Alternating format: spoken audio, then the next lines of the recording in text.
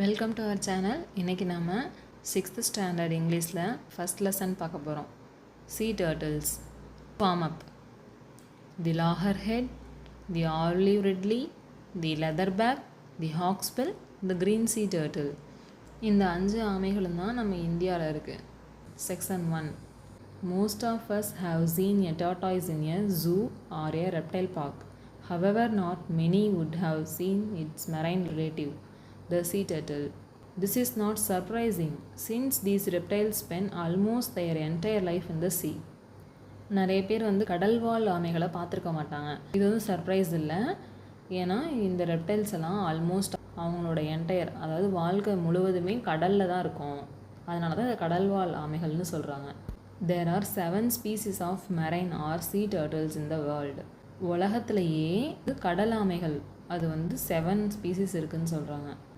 Of them, அதில் 5 are found in India's coastal waters. The olive ridley, the hawksbill, the green sea turtle, the loggerhead and the leatherback. இதெல்லாம் தான் நம்ம இந்தியாவில் வாழ்கிறது. Compared to most tortoises, sea turtles are huge. ஆமைகளை பொதுவாக compare பண்ணும்போது கடல் ஆமைகள் அளவில் பெருசாக இருக்கும். Even the smallest species, the olive ridley, weighs up to 35 kg when fully grown. இப்போ இங்கே கொடுத்துருக்க அந்த 5 கடலாமைகள்லையே ஸ்மாலஸ்ட் ஆமை எதுன்னா ஆலிவ் ரிட்லி தான். ஆனால் அதோட வெயிட்டுமே 35 கிலோ, அது முழுசாக வளர்ந்துச்சுன்னா. இந்த பிக்சரில் கொடுத்துருக்காங்கல்ல, இவங்க தான் olive ridley. The largest of them all, the leatherback, grows to a length of 2.2 meter and each could weigh as much as 700 kilograms. இந்த 5ல் பெருசாக இருக்கிறது எதுனா லெதர்பேக். அதோட வெயிட் எவ்வளோ இருக்குன்னா 700 கிலோ இருக்குமா. அதோட லென்த் எவ்வளோ ஹைட் இருக்குன்னா 2.2 meters. அதான் சொல்கிறாங்க கடலாமைகள் அளவில் பெருசாக இருக்கும் அப்படின்னு. Sea turtles live their life entirely in the oceans. கடல்வாழ் உயிரினம் எதுக்கு பேர் வச்சுருக்காங்க, அதோட வாழ்க்கை மொத்தமும் அங்கே கடலில் தான் இருக்கும். அதனால் but they still have a connection with land. ஆனால் வெளியிலையும் போகும். They must come ashore to lay eggs. கடலாமைகள் முட்டை போடுறதுக்கு கடலோர பகுதிக்கு கரைக்கு தான் வரும். Today 4 of the sea turtle species mentioned above have become extremely rare in India. அந்த 4 வகையான கடலாமைகளுமே இப்போ இந்தியாவில் பார்க்க முடியறதில்ல. The olive ridleys, however, are still commonly seen nesting on sandy beaches all along our coast. Olive ரிட்லீஸை பொதுவாக நம்மளோட Indian ocean side முட்டையிட வரும்போது பார்க்கலாம். இப்போது மேலே சொன்னதை வச்சு true or false, put a tick mark for the correct and a wrong mark for the incorrect statements. First one, turtles are different from tortoises. Turtles டார்டாய்சஸை விட ஹியூஜாக இருக்கும். Next one, turtles are sea animals, கடல்வாழ் உயிரினம். There are 7 kinds of sea turtles in the world. உலகத்திலேயே 7 வகையான கடல்வாழ் ஆமைகள் இருக்குது அப்படின்னு சொல்கிறாங்க. கரெக்டாக? Sea turtles are very small. கடல்வாழ் ஆமைகள் ரொம்ப சின்னதாக இருக்குன்னு சொல்கிறாங்க. அப்போ இது என்னது? Wrong. Turtles come ashore to lay eggs. ஆமைகள் என்ன பண்ணும்? முட்டையிடுறதுக்கு கடற்கரைக்கு வரும். Sea turtles come to rest on land. No. கடலாமைகள் நிலத்துக்கு ரெஸ்ட் எடுக்க வருவாங்களா? நோ, முட்டையிடுறதுக்கு வருவாங்க. Wrong. Olive ridleys are the only sea turtles seen on Indian shores. Marine அப்படிங்கிறது ஃபவுண்ட் இன் த sea, அதாவது கடலில் மட்டும்தான் பார்க்க முடியும். Species, group of animals with common features. பொதுவான பண்புகளோடு இருக்கிற விலங்குகள்லாம் சேர்ந்தது தான் ஸ்பீசிஸ். கோஸ்டல் அப்படிங்கிறது land by the edge of a sea, அதாவது கடற்கரை, அதுதான் coastal. Section 2. Between the months of January and March, female olive ridleys come ashore at night to lay their eggs. ஜனவரி மாதத்துலேருந்து மார்ச் மாதம் வரைக்கும் ஆலிவ் ரிட்லி வகையை சேர்ந்த பெண் ஆமைகள் எல்லாம் கடற்கரைக்கு வருவாங்க. நைட் டைமில் முட்டையிடுறதுக்காக வருவாங்க. This is quite a problem for them as a turtle's front flippers enable it to swim gracefully and effortlessly, but are not very useful for moving on land. இதில் ஒரு சின்ன பிரச்சனை இருக்குது அதுங்களுக்கு. என்னென்னா, ஆமைகளுக்கு நீந்துறதுக்கு வசதியாக இருக்கும். அதோட பாதங்கள் எப்படி இருக்கும், தண்ணியில் நீந்துறதுக்கு சாஃப்டாக இருந்தால் போதும். கடலில் தானே வாழுது, நீச்சல் தான் தெரியும், நிலத்தில் நடக்க தெரியாது. அது அது கஷ்டம்தான். The turtle has to haul itself laboriously on to the beach. அது ரொம்ப கஷ்டப்பட்டு ரொம்ப முயற்சி பண்ணி தான் பீச்சுக்கு வருவாங்க, கடற்கரைக்கு வருவாங்க. Then it சூசஸ் a spot well away from the high tight line.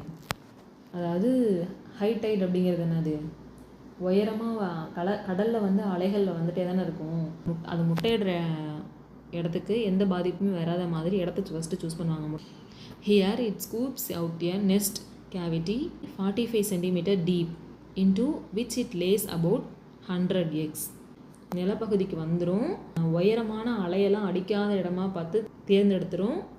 அப்புறம் அந்த இடத்துல ஒரு பள்ளம் பறிக்கும், 45 சென்டிமீட்டர். கேவிட்டிங்கிறது என்னது, பள்ளம். Into which it lays about 100 eggs. 100 முட்டைகளை போடுற அளவுக்கு குழி பறிக்கும். Each egg is in the shape and size of a table tennis ball. Olive ridley ஆமையோட முட்டை எந்த சைஸில் இருக்கும், டென்னிஸ் பாலோட சைஸில் இருக்கும். ஒன்றுமே. Once all the eggs are laid, the turtle fills in the cavity. Then it camouflages the nest by tossing sand on it using its flippers. 100 முட்டைகளையும் போட்டதுக்கப்புறம் துடுப்புகளால் மண்ணை ஃபுல்லாக அந்த பள்ளத்தில் தள்ளி அதை போட்ட முட்டை எல்லாத்தையும் மறைச்சிரும். That done it returns to the sea. அது முடிஞ்சதுக்கப்புறம் கடலுக்கு போயிடும்.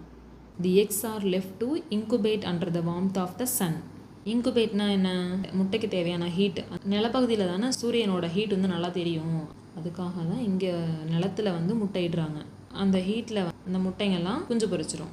Next, in many places around the world local people follow the tracks of the turtle to its nest. உலகத்தில் நிறைய இடங்களில் அங்கே வாழ்கிற அந்த மக்கள் எல்லாம் இந்த ஆமைகள் பூமிக்கு வரும்போது அதோட பாதம் பதிஞ்சிருக்குள்ள அந்த மண்ணில் அதை ஃபாலோ பண்ணுவாங்க. They collect the eggs for eating. அவங்க சாப்பிட்றதுக்காக ஆமை முட்டைகளை எடுத்துக்குவாங்க. Jackals, domestic dogs and pigs to dig up and eat the eggs by following the scent left by the turtle. மனிதர்கள் ஆமைகளோட பாதத்தடங்களை வச்சு முட்டை எங்கே போட்டிருக்குன்னு கண்டுபிடிச்சி எடுத்து சாப்பிடுவாங்க. அப்புறம் நரி, நாய், பன்றிகள் இதெல்லாம் கூட அந்த பள்ளத்தை தோண்டி முட்டையை சாப்பிட்ருவாங்க. எப்படின்னா அந்த ஆமைகளோட வாசத்தை வச்சு.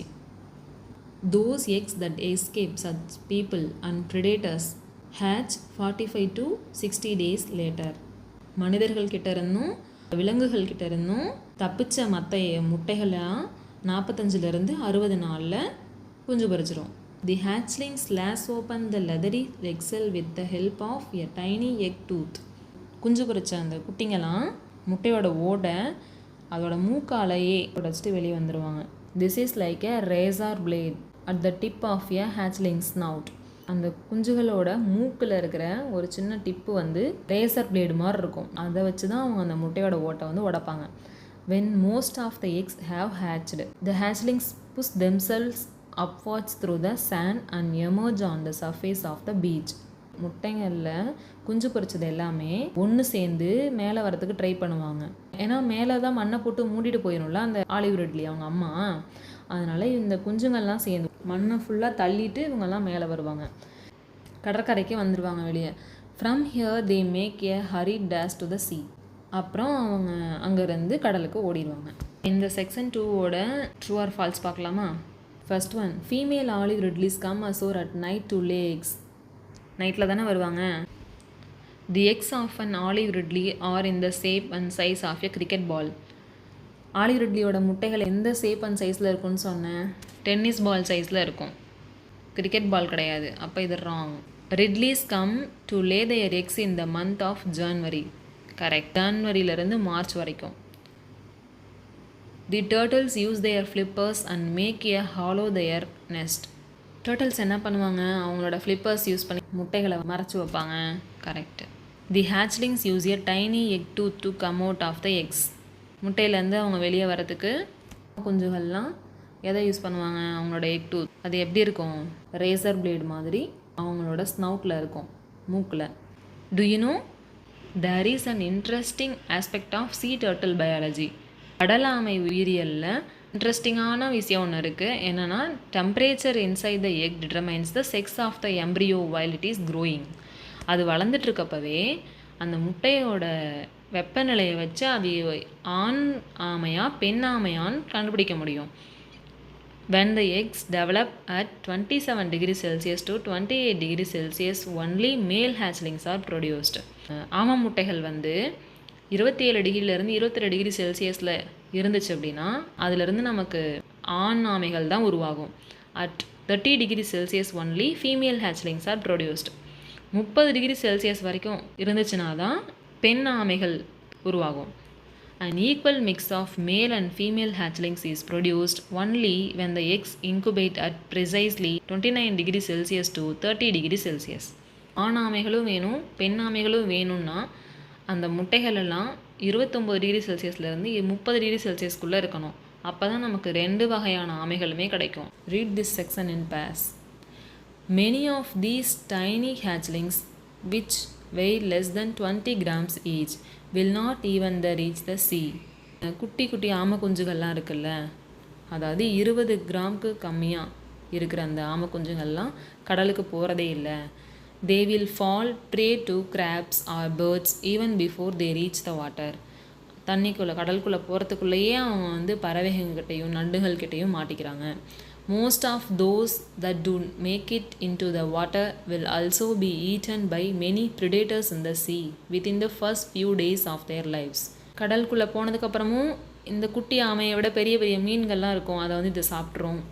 In fact scientists estimate that only 1 in every 1000 hatchlings becomes an adult. ஆராய்ச்சியாளர்கள்லாம் கண்டுபிடிச்சது என்னென்னா, ஒவ்வொரு 1000 ஆமை குஞ்சுகள்லையுமே 1 தான் வளருது.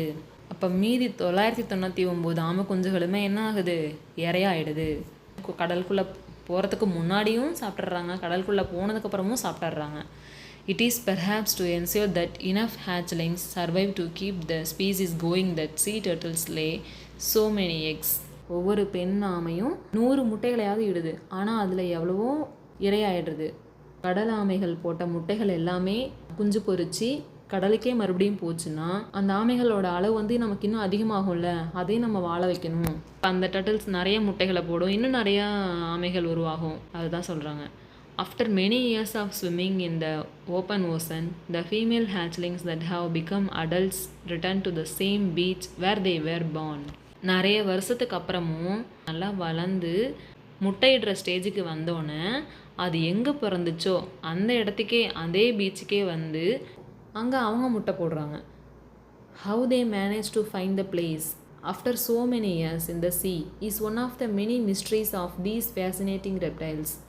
நமக்கு வந்து சின்ன சின்ன விஷயங்கள் கூட மறந்து போயிடுது, ஆனால் இந்த ஆமைக்கு பிறந்த இடத்துக்கே மறுபடியும் வரணும்னா, அது ரொம்ப வருஷம் கழித்து திரும்பி வரணும்னா எப்படின்னே இது தெரியாத ஒரு புரியாத மிஸ்ட்ரியாக இருக்குது, புதிராக இருக்குது. அவ்வளோ அரிய வகை ஆமைகள் இதை நம்ம பாதுகாக்கணும் அப்படின்னு சொல்கிறாங்க. Sea turtles are among the many wonderful creatures we share this planet with. இது வந்து ஒரு அதிசயமான உயிரினம். நம்மளோட பிளானட்டை, இந்த பூமியை நம்ம அதுக்கும் கொடுப்போமே. We share this planet with, அது கூட நம்ம share பண்ணுவோமே. They have survived natural dangers for millions of years. இவ்வளோ தடைகளையுமே தாண்டி இத்தனை வருஷமாக மில்லியன்ஸ் ஆஃப் இயர்ஸாக வாழ்ந்துட்டுருக்காங்க. But sadly human activities during the last few decades have put them in grave danger. மனிதர்கள் பண்ணுற சில வேலைகளால் நம்மளால் இந்த கொஞ்சம் வருஷங்களாக அவங்களுக்கு நிறைய டேஞ்சர் இருக்குது. There are many factors that threaten their survival. நிறைய காரணங்கள் இருக்குது. People hunt them for their meat or collect their eggs. மக்கள் என்ன பண்ணுறாங்க, அந்த ஆமையை பிடிச்சும் சாப்பிட்றாங்க, ஆமைகள் போடுற முட்டையையும் எடுத்துகிட்டு போய் சாப்பிட்றாங்க. Sometimes they are accidentally trapped in the nests of motor boats. சில டைம் என்ன ஆகும், தெரியாதனமாக கடலில் மீன் பிடிக்க போவாங்கள்ல போட்டில், அவங்களோட வலையில் வந்து சிக்கிரும். Problems like pollution, dumping of plastics into the ocean and construction activities on nesting beaches also hurt their survival. Water pollution. நம்மலாம் பீச்சுக்கு போகும்போது நிறையா ஸ்நாக்ஸு, கூல்ட்ரிங்க்ஸ் அந்த மாதிரிலாம் குடிச்சிட்டு வேஸ்ட்டெல்லாம் எங்கே போடுறோம், அங்கேயே போட்டுடுறோம். அலை வந்து அதெல்லாம் கடலுக்கு எடுத்துகிட்டு போயிடுது. அதனாலையும் அப்புறம் கன்ஸ்ட்ரக்ஷன் ஆக்டிவிட்டீஸ், அந்த பீச்சுக்கு பக்கத்தில் கன்ஸ்ட்ரக்ஷன்ஸ் பண்ணுறதுனாலையும் பில்டிங்ஸ்லாம் கட்டுறதுனாலையும் அவங்களோட வாழ்வாதாரம் வந்து பாதிக்குது அப்படின்னு சொல்கிறாங்க. Only by systematically tackling these problems and removing these threats can we ensure that sea turtles will continue to exist in the years to come. இதெல்லாம் நம்ம சிஸ்டமேட்டிக்கலாக அந்த ப்ராப்ளத்தெல்லாம் கொண்டு போய் கிளியர் பண்ணோன்னா இந்த மாதிரி பயம்லாம் இல்லாமல் அவங்களும் நல்லா அந்த பூமியில் வாழ்வாங்க. இன்னும் வரப்போகிற காலத்துலேயும் இருப்பாங்க. நம்மளோட ஃப்யூச்சர் ஜென்ரேஷன்ஸும் இந்த ஆமைகளெல்லாம் பார்த்து சந்தோஷப்படுவாங்க. சேகர் தடா 3.